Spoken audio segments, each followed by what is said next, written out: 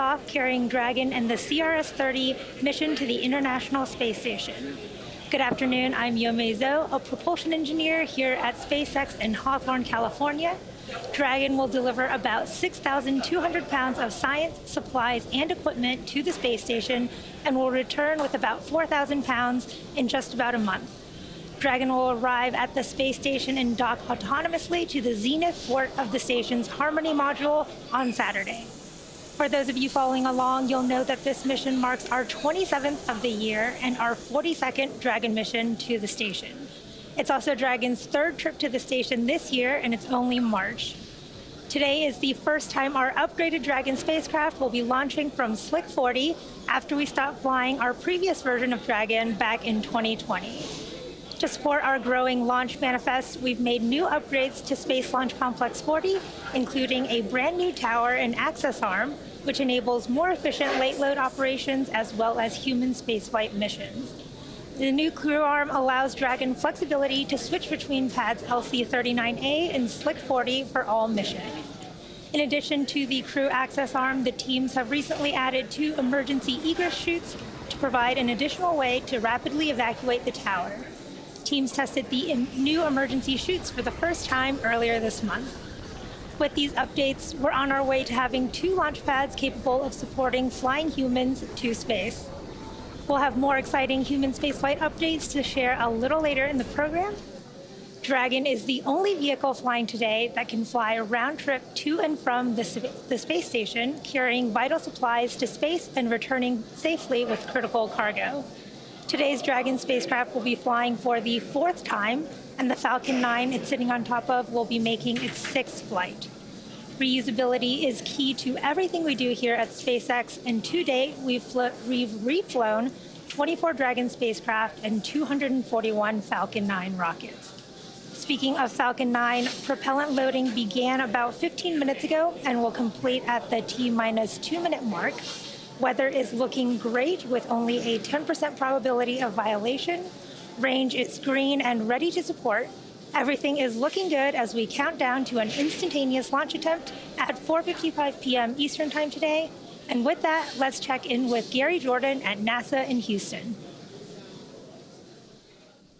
Hey, Yomei, it is great to be with you. I'm here at NASA's Mission Control Center in Houston, Texas, where flight controllers are looking after the orbital laboratory that is the ultimate destination after Dragon's launch today, the International Space Station.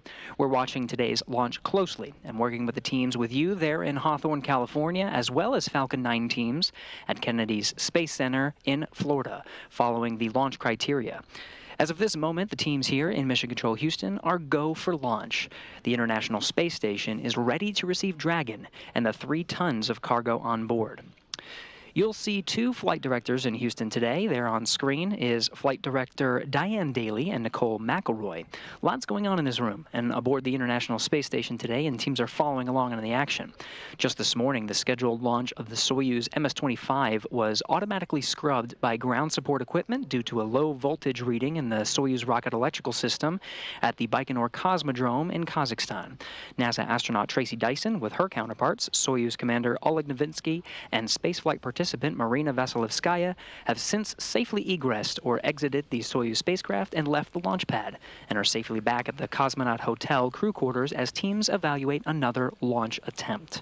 Meanwhile, here in Houston, teams shift focus to watch the countdown towards the launch of Dragon on top of Falcon 9 for NASA's SpaceX 30th Commercial Resupply Services mission. To dive a little deeper into the vehicles of this launch, I'll turn it back over to Yomei in Hawthorne. Yomei. As we continue to count down, let's take a closer look at the vehicles that will be taking CRS-30 to the space station today. Sitting atop the Falcon 9, the Dragon spacecraft and its trunk stand over 26 feet tall.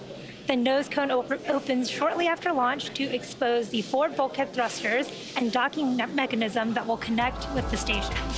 Dragon is headed for the zenith docking port on the station, which was just vacated by Crew 7, which came home last week. Dragon's trunk holds solar cells, which power Dragon while it's in free flight.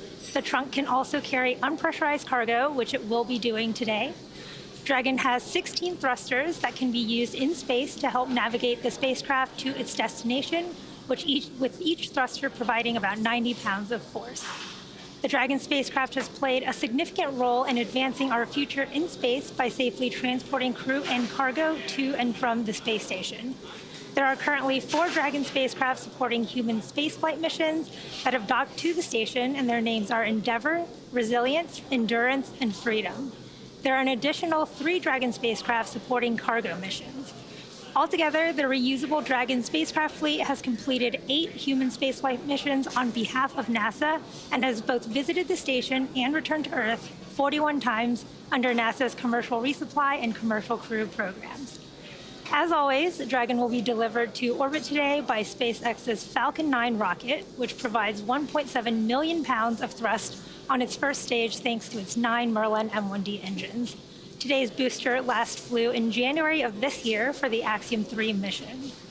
Once the first and second stages separate, the Merlin engines are also used to help land the first stage back on Earth. The first stage today will be performing 3 burns as it makes its way back to Earth. First will be the boost back burn, where 3 of the M1D engines on the first stage will reignite to help flip that stage around to head back to the launch site. The second burn is the entry burn, where the same 3 engines will again reignite to help slow Falcon 9 down as it prepares to re-enter the Earth's atmosphere. Finally, the landing burn, where the center engine of the Falcon 9 will slow down the rocket enough to perform a precision landing back down at landing zone 1. Meanwhile, the second stage continues to orbit, powered by a single Merlin vacuum engine with over 220,000 pounds of thrust. The second stage will secure Dragon's entry into low Earth orbit before separating, leaving Dragon to continue its own journey to the space station on its own thrusters. About 50 seconds after separation, Dragon's nose cone deployment sequence will begin, exposing its guidance navigation controls that help Dragon autonomously fly to the space station. With T0 coming up in about 12 minutes, our teams at the Cape and Hangar X are doing a series of system checks to ensure Dragon and Falcon 9 are ready to fly. Reusability is key to making spaceflight more routine and ultimately what will enable humans to become multiplanetary. Down at Starbase, Texas, we are continuing to build, test, and fly Starship, the world's most powerful launch vehicle ever developed. 1 week ago today, Starship returned to integrated flight testing with its 3rd launch from Starbase. This flight achieved several milestones and firsts. Super Heavy completed its 2nd full-duration ascent burn, the 2nd successful hot stage separation, a successful flip maneuver, and this time made it through the boost back burn and attempted its first ever landing burn. Starship executed its first full-duration ascent burn, making it to space and checking off several other test objectives, including opening and closing its payload door, aka the PEZ dispenser, and initiating a propellant transfer demonstration and its first re-entry through the atmosphere. Starship brought never-before-seen live views of this atmospheric re-entry, utilizing the Starlink terminals installed on board to transmit a live, high-definition video signal, even as plasma built around it. Starship's rapid development approach has been the basis for all of SpaceX's major innovative advancements, including on Falcon, Dragon, and Starlink. Testing and learning is essential as we work to build a fully reusable transportation system capable of carrying both crew and cargo to Earth orbit to help humanity return to the moon and ultimately to travel to Mars and beyond.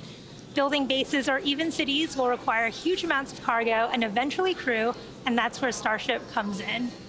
In partnership with NASA, Starship will serve as the lander to put the first Artemis astronauts on the moon.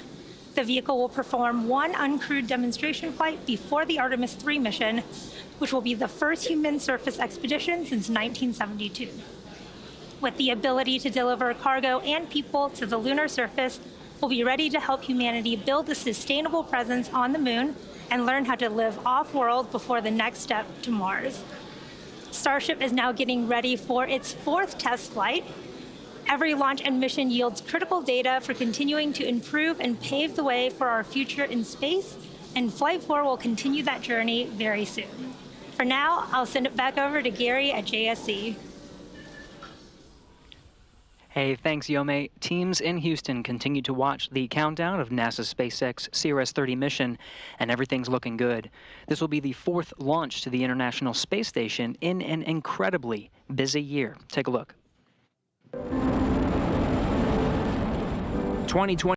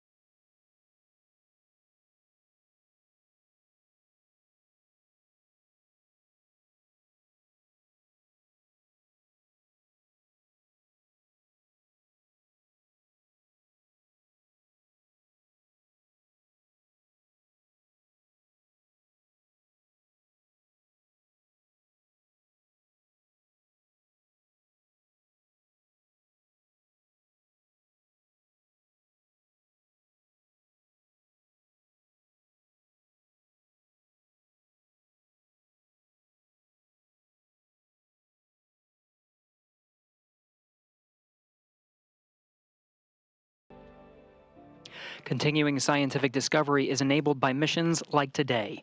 Dragon's about to bring up 3 tons of cargo, much of which includes scientific hardware and samples.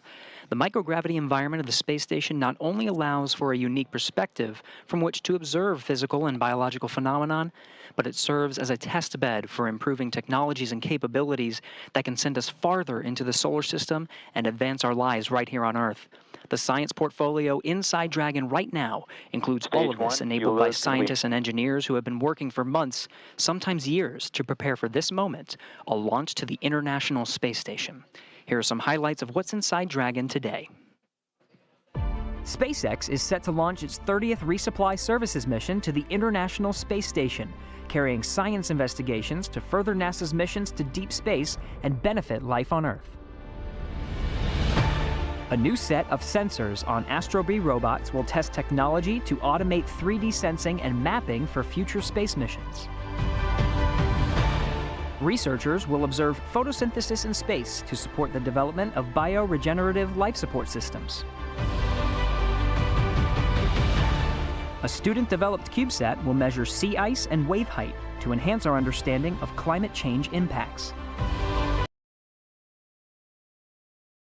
Test controlled nanoparticle arrangement using electric fields to help improve the efficiency of quantum dot synthesized solar cells. Discover more about all of the science making the journey to the orbiting lab at nasa.gov/ISS-science.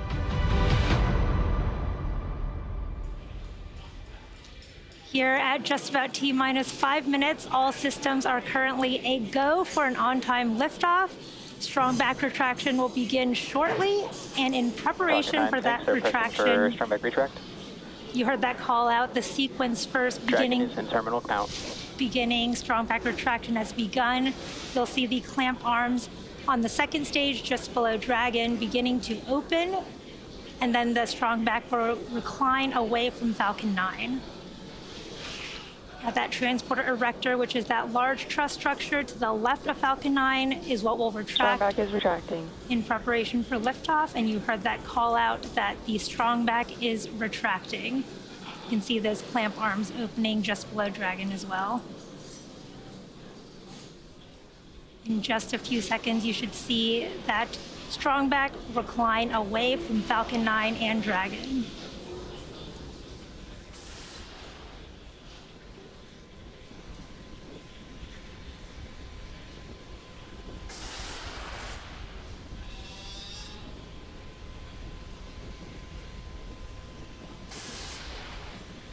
There you can see the strong back slowly leaning away from Falcon 9 and Dragon. Over to you, Gary. That's right, after strong back retract, we're still counting down, about to approach 3 minutes, 30 seconds to launch. At this time, the fuel and oxidizer inside the first stage are fully fueled. Fuel inside the second stage is already at max capacity, and we're just topping off the liquid oxygen on the second stage, which should wrap up topping about T-minus 2 minutes. Now again, we're green, we're tracking good weather, 90% go. Beautiful skies there at the Kennedy Space Center and Cape Canaveral Space Force Station. Now, for some reason we do not launch today, there is a backup opportunity tomorrow, March 22nd, 4:29 p.m. Eastern. At T-minus 60 seconds, Falcon 9 will be in startup. This means the rocket's autonomous internal flight computers will take over to the launch countdown. There you go. LOX load in stage 1 is complete. Counting down to T0 at about T-minus 2, the Merlin 1D engines will light for liftoff. The vehicle continues to be healthy, and Falcon 9 team is tracking no issues. Currently, the weather is green, and the range is ready to support a T0 at 4:55 p.m. Eastern Time. We have a 90% probability of launch today based on weather, and in these last few minutes, Falcon 9 is performing the final health checks on its primary communications, avionics, and propulsion systems in preparation for flight. We'll have that LOX load call out complete here shortly.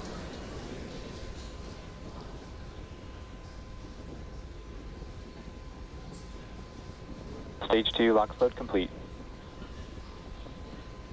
With stage 2 LOX load complete, that gets us inside the 2-minute marker to countdown. Checkouts on the second stage thrust vector control have passed. We'll get to engine gibbling and wiggle test on the first stage much closer before ignition. At the time of launch, the International Space Station will be flying 260 statute miles over the border of Mexico and Guatemala. Now, we are just about 20 seconds from T-minus 1 minute where the Falcon 9 will be in startup and the onboard flight computers will take control of the countdown. Dragon will also transition to internal power at this time.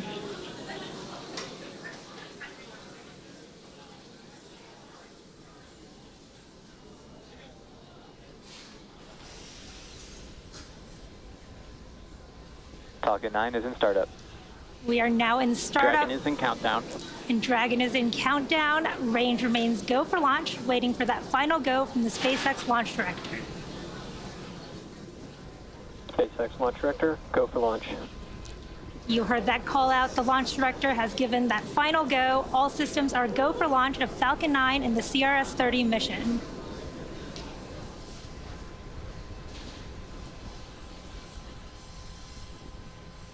T-minus 30 seconds.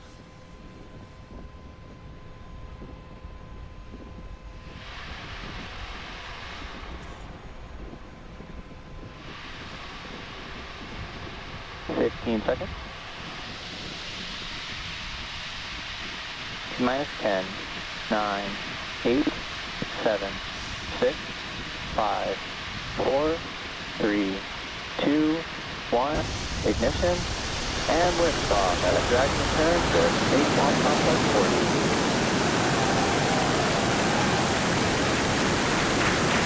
3 tons of science and cargo take flight on NASA's SpaceX 30th Commercial Resupply Services mission. Falcon 9 at 1.7 million pounds of thrust. Pitching downrange, hearing good calls of performance. Nominal trajectory as Falcon 9 and Dragon arc out to the northeast. Falcon 9 has successfully lifted off from Slick 40 at Cape Canaveral Space Force Station. Now, during ascent, we will tilt or gimbal our engines, guiding the rocket into what we call a gravity turn. Through this turn, the vehicle is flying both up and Telemetry nominal. horizontally away from the launch pad. Now, this rocket typically needs to go about 17,500 miles per hour horizontally in order to make it to orbit and avoid being pulled back down to Earth. So moments ago, we did throttle the engines down in preparation for max Q, or maximum aerodynamic pressure, in just a couple seconds. Max Q. There was that call out for max Q. And coming up, we have a few events in quick succession, starting with main engine cutoff, followed by stage separation, second engine startup 1, and the start of the boost back burn for the first stage. MVAC is chilling. There's the call out. The MVAC engine on the second stage is chilling in, getting ready for startup. Now, the first of these events is main engine cutoff, or MECO, where the 9 Merlin 1D engines on the first stage will shut down in preparation for stage separation, which is where stage 1 and 2 will separate from each other, with the first stage making its way back down to Earth and the second stage performing second engine start 1, which is where we ignite that single Merlin vacuum engine on board the second stage. Now, the boost back burn will then start on the first stage. This burn helps assist the vehicle flip back around and reorient itself back to land. MECO starting in just a couple seconds.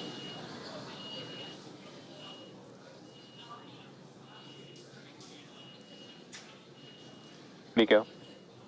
Stage separation confirmed.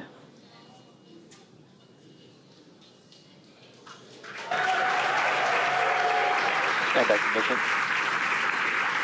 Stage 1 boost back startup. There you heard and saw those events happening back to back. Awesome views of the first stage flipping back around as it performs its boost back burn. Again, we had main engine cutoff of the first stage, stage separation, second engine start on the second stage, and that first stage doing the awesome flip as it starts its boost back burn. Now, this burn is a little under a minute, so we have about 20 seconds left in this burn. And about 3 minutes after that, we will have 2 additional burns on the first stage to prepare to land back at landing zone 1 at Cape Canaveral. We are at T plus 3 minutes and 30 seconds here in today's mission. CRS-30 is SpaceX's... Stage 1 boost back shutdown.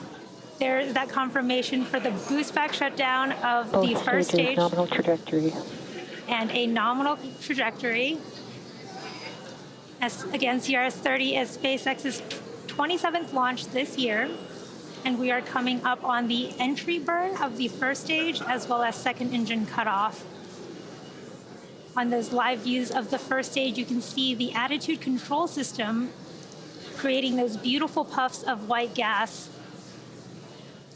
And that's nitrogen from the cold gas thrusters of the attitude control system.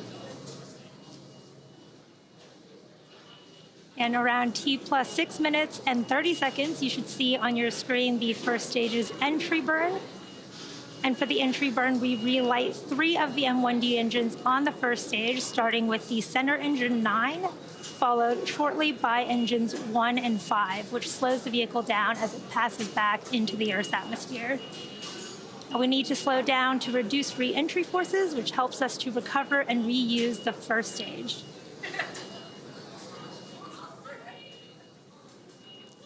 The second stage on the right, you can see beautiful views of the Earth in the background and that Merlin vacuum engine heating up as it performs its burn.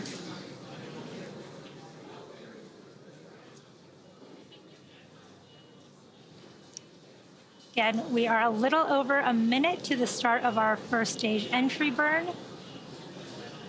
You can see the first stage on those live views on your left with 2 of the 4 hypersonic grid fins deployed, helping steer that first stage down as it makes its way back home to Earth.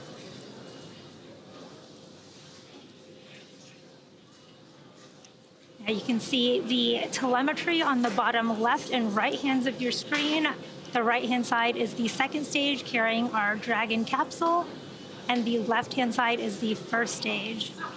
You can see the second stage speeding up as it is performing its burn, and the first stage is coming back down towards the Earth's atmosphere with the altitude decreasing. Really cool views from the attitude control system of the first stage.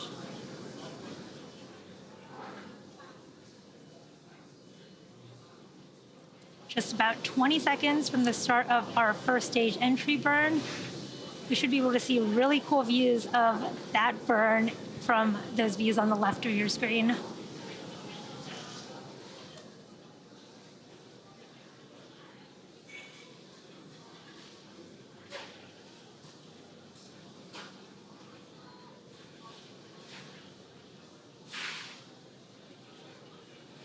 Stage 1 entry burn startup. There is the start of the stage 1 entry burn. And this is a 3-engine burn on the first stage of Falcon 9.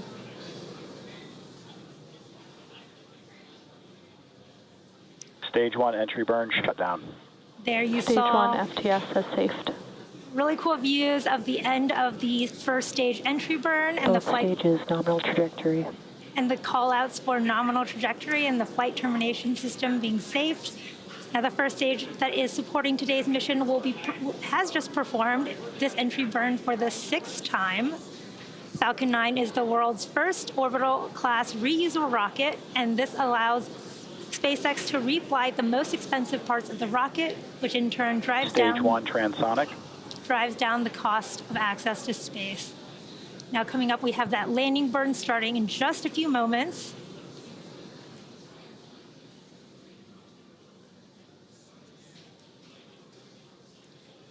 There's the start Stage 1 landing burn. of that landing burn. Really cool view of Cape Canaveral coast. Stage 1 landing leg deploy. Wow, wonderful views of that first stage Stage 1 landing. landing confirmed. Back at landing zone 1, looking pristine there, and there you have Terminal it. guidance.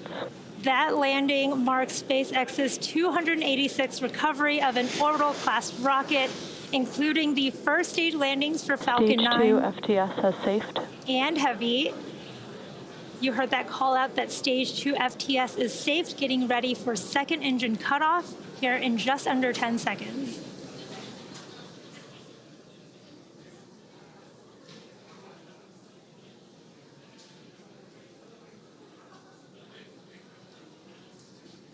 MVAC shutdown. There is that second engine cutoff with the MVAC shutdown call out, waiting for confirmation of a good orbital Nominal insertion. orbit insertion. There is that confirmation of good orbit. It looks like we are on track for Dragon separation in just a few minutes, just before the T plus 12-minute mark. It has been a great launch so far. As I mentioned earlier, today's launch was the first for our upgraded Dragon to be flying from Slick 40 after we stopped flying the older version of Dragon back in 2020. And to support our growing launch manifest, we've made new upgrades to Space Launch Complex 40, including a brand new tower and access arm, which enables more efficient late load operations as well as human spaceflight missions. Now, with these updates, we are on our way to having 2 launch pads capable of supporting flying humans to space. You can see really cool views of the MVAC engine and the Earth in the background from the second stage. And in addition to flying cargo to support crew on board the space station, SpaceX also enables researchers the opportunity to fly critical science to orbit on Dragon, which has carried over 1,000 research experiments to and from low Earth orbit and the International Space Station since 2012. Enabling research in space paves the way for us to explore beyond Earth and make life multiplanetary. And now we are waiting for Dragon to separate from Falcon 9's second stage. To recap so far, we had an on-time liftoff at 4:55 p.m. Eastern Time. Everything has proceeded nominally so far. Stage separation occurred at about 2.5 minutes into flight, and that was followed by a successful landing of Falcon 9's first stage at landing zone 1 back in Cape Canaveral, Florida. That was the 6th landing for that particular Falcon 9 first stage. And for those of you following along, this Dragon capsule has also supported CRS-22, CRS-24, and CRS-27, which were 3 additional cargo resupply missions to the International Space Station. At about T plus 8.5 minutes, we had a successful second engine cutoff, followed by confirmation of a good orbital insertion. The vehicle is now coasting with Dragon attached, and we are just about 30 seconds away from spacecraft separation. We're seeing great views from the second stage with the Earth and the Sun in the background as it prepares to separate Dragon so that Dragon can begin its journey to the International Space Station.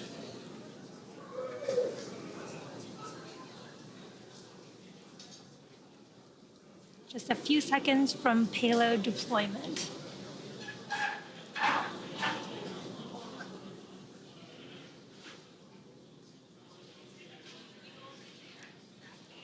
You can see Dragon floating away there. It's very exciting to see. Dragon is drifting away from Falcon 9 second stage there, confirming good spacecraft separation. Now, SpaceX is honored to be a part of NASA's Commercial Resupply Services Initiative to deliver critical cargo to the space station, and we thank NASA for entrusting us with today's mission. For those of you following along, you'll know that this mission marks our 27th of the year. Congratulations to the SpaceX team. We're just in March, and we're already launched in partnership with NASA missions like Axiom 3, Cygnus, and PACE, Intuitive Machines, Crew 8, and more. You can check spacex.com/launches for up-to-date missions and schedules. But that will do it for me here in Hawthorne. But I'm handing it over to Gary to take us through Dragon nose cone opening. Gary? Hey, thank you, Yome. We were following along from here in Mission Control, Houston, a wonderful launch of Dragon from Space Launch Complex 40 at Cape Canaveral Space Force Station. Great to see Dragon in orbit and starting its journey on the way to the International Space Station. We're continuing our coverage here in Mission Control Houston, awaiting for the nose cone to deploy. The nose cone is at the very tip of the Dragon spacecraft. Once deployed, exposes the 4 forward bulkhead Dracos. These Draco thrusters will execute the series of maneuvers necessary to raise its orbit and meet up with the destination of Dragon's launch today, the International Space Station. Of course, after separation, it is carrying 3 tons of supplies, including science, as well as some food to the International Space Station. A common question we get is what sorts of treats and food are inside Dragon that the Expedition 70 crew aboard station is awaiting. We did receive word that there is a fresh food kit, including some fruits and vegetables like citrus, apples, and cherry tomatoes inside Dragon right now. There's also 2 crew-requested coffee kits and 60, that's 60, bulk overwrap bags. These are standard bobs containing some standard food menu items as well as some crew preference choices. You're getting a live look at the second stage, now transferring to the control rooms. On the left side, you see the SpaceX mission control teams over in Hawthorne, California, that oversaw today's launch and will continue to monitor Dragon on its journey to the International Space Station over the next day and a half. The teams you see there on the right are here with me in Mission Control Houston, the International Space Station flight control teams monitoring the orbiting complex, and of course the operations jointly with Hawthorne, the flight controllers there. Joint operations between the 2 teams you see here will come a little bit closer to when Dragon is in its final approach phase, just about 2 hours or so prior to docking. Docking is scheduled for early Saturday morning. Teams here are waiting for the nose cone deploy of Dragon, and we're standing by and continuing our coverage. Now, a little bit about the coming days and what Dragon and the journey that Dragon will undergo. So now that we are past the spacecraft separation from the Falcon 9 and awaiting that nose cone deploy, we're in the activation and rendezvous phase of the mission. During this phase, Dragon is configured for on-orbit operations. The phase begins after separation that we just saw from the Falcon 9 and ends with the completion of the final co-elliptic burn. The initial